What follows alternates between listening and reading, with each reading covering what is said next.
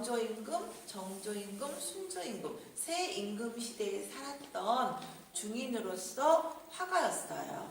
그런데 이분은 어지나사라고 말하죠. 임금님의 모습을 그리는 그 어지나사를 3번씩이나 하셨던 분이셨어요. 그래서 우리가 알고 있는 신윤복 알죠? 신윤복의 아버지 이름 신한평인데요. 신한평하고도 같이 어지나사도 하였고요. 이 김몽도의 스승님의 첫 번째 스승님은 바로 강세왕이라는 분이셨어요. 그래서 김몽도가 얼마나 그림을 잘 그렸냐면 그 당시에 김몽도가 19세, 20세 정도라 해가지고 도화사의 화원을 뽑혀서 들어가게 돼요. 궁궐의 어떤 기록화를 그리는 화원들이죠. 30년 정도가 되는 화가인데 거기에서도 또 10명을 뽑아요. 정조임금님이. 그래서 규장각이라는 데에 후속을 시켜요. 근데 그 화가들은 1년에 한 번씩 계속 시험을 다시 보는 거예요. 그러니까 계속 나태하지 말고 노력하는 화가들이 되는 거죠. 그러니 30명, 규장 도화소의 화원 30명 중에서도 제일 잘 그리는 10명을 뽑은 사람이 바로 규장소속의 화원이에요. 그 화원들을 총 진두지휘하는 게 바로 김몽도였어요. 그러니 쉽게 말해서 그 당시에 최고로 잘 그리는 화가다 할 수가 있겠죠. 또 정조임금의 사랑도 듬뿍 받았습니다. 그리고 또 그 당시에는 그림을 한 분야만 잘 그리죠. 산수면 산수, 화조화, 영모화 이런 식으로 인모라 한 군데만 잘 그리는데 김몽도는 모든 분야에 다 잘 그렸어요. 그런데 이제 한 번 일하러 갔어요. 너무 그림을 잘 그리니까 못 그리는 그림이 없으니까 어떤 사람이 돈을 미리 주는 거예요. 그거 받아요? 그러니까 뭘 그려달라고 할지도 모르면서도 미리 받아요. 그림은 집 한 채 값이에요. 항상 김몽도의 그림이 인기가 좋았기 때문에. 그런데 안타까운 것은 김몽도가 그림도 다작하는 사람이었거든요. 많이 잘 그린 사람에서도 불구하고 저 사람이 나중에 돌아오실 때는 없어요. 자, 예술가들은 원래 그러죠. 저 친구 좋아하고 술 좋아하고 씀씀이 좀 해프고 그런 분이셨는데요. 또 그림을 또 해학적으로 잘 그리셨죠. 그분의 그림 중에 아주 다양한 그림이 많이 있는데 저희가 김몽도의 거리풍정이라는 제목으로 작년 12월부터 새로 저기서 시작한 게 있어요. 바로 여기 있죠. 그리고 또 이 작품이 왜 이렇게 중요하냐면 위에 있는 화제들이 있죠. 글들. 이것은 바로 강세왕이 적어놓은 글이에요. 그런데 김몽도가 뭐 이렇게 정치에 뭐 뜻을 두고 막 열심히 했던 분은 아니잖아요. 그림 그리는 분이니까. 그래서 김몽도는 단지 그 시대에 재미있는 인상적인 그런 그림들을 그렸지만 위에 있는 강세왕의 글로 인해서 이 작품은 그 시대 양반을 비꼬는 작품이 되어버렸어요. 그래서 제가 다 설명해드리면 엄청 오래 걸리니까 첫 번째 작품을 설명을 해드릴게요. 이 첫 번째 작품은 취중송사라는 제목을 가지고 있는 작품인데요.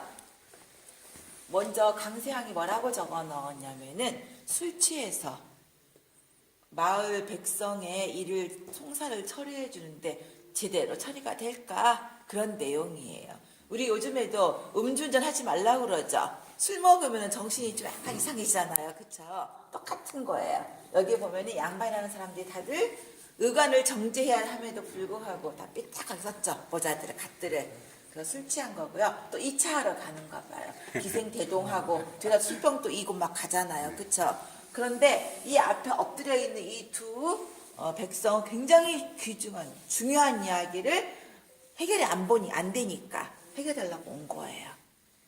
뭐냐면요, 그 시대에는 송사가 끓이지 않았대요. 그런데 그 중에서도 가장 중요한 산소에 관련된 우리 옛날에는 부모님 효도가 으뜸이었죠. 또 부모님 산소를 잘 모시는 것도 큰 효도 중에 하나였죠. 그런데 그 산소에 관한 송사가 끓이지 않았대요. 오늘날과 같이 도로 구획이 완벽하게 법으로 정해진 게 아니기 때문에 애매모호한 거예요. 그런데 이 왼쪽에 엎드린 사람은 하얀 갓을 썼어요.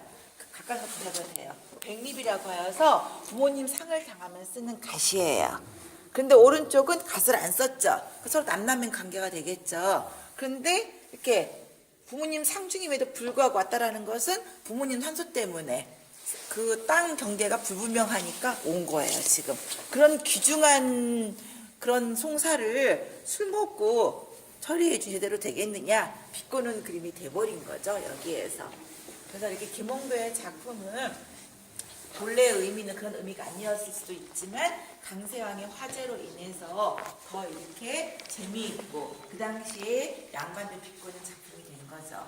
김홍도는 중인이다 보니까 족보가 없어요. 그래서 어디서 태어났는지 기록이 없으니까 서로 김홍도가 한 번에도 거쳐간 동네에서는 우리 사람이다 해서 의견을 내는 거예요. 그렇죠. 그런데 그거에 대한 증거 중에 하나가 요 네 번째 작품도 하나의 증거가 되죠. 그 시대에는 차가 없으니 멀리 갈 수가 없죠. 하물며 충청도에 있는 사람도 바다 한번 못 보고 죽은 사람도 많을 거예요. 그렇지만은 자기가 살고 있는 동네 조회를 많이 그리겠죠. 더군다나 잘 그린다는 것은 자주 봤으니까 잘 그리겠죠. 우리 안산은 서해안에 접해있는 도시죠. 여기 매연팡이라는 이 제목의 작품은 여자들이 바닷가에서 나오는 소금이나 물고기나 여러 가지 것들을 광주리에 이고 팔러가는 장면을 그린 거예요. 그래서 위에 시제 화제에 뭐라고 써있냐면 강세왕이 내가 평소 때 잘 겪고 익히 알고 있는 내용으로 이런 식으로 시작이 되거든요. 그런데 김홍도 역시 잘 그린 그림이면은 그걸 우리가 자꾸 보았기 때문에 잘 그린 그림을 할 수 있겠죠. 그리고 여기 있는 광주리들을 자세히 보시면은 또 광주리를 연구한 학자들도 계세요. 이 광주리 엮음 형태나 이 모양 형태가 서해안의 중부지방의 광주리라고 또 하세요. 그러니까 이러한 여러 가지 증거로 인해서도 이 그림도 김홍도가 안산 사람이라는 하나의 뒷받침해 주는 것도 되고요. 김홍도의 호는 많이 있는데 서울하는 호도 있어요. 저희 미술관에서 이렇게 집이 아카이브관에서 이렇게 나가보면은 약간 언덕에 있잖아요. 그럼 아래쪽으로 보면은 저 멀리 보면은 이렇게 전철이 지나가는 게 있어요. 그래서 중앙역과 한대역 사이 전철이 지나가는데 전철 건너편 쪽으로는 바다였거든요. 그 바다의 명칭이 서호였어요. 근데 김홍도의 호도 서호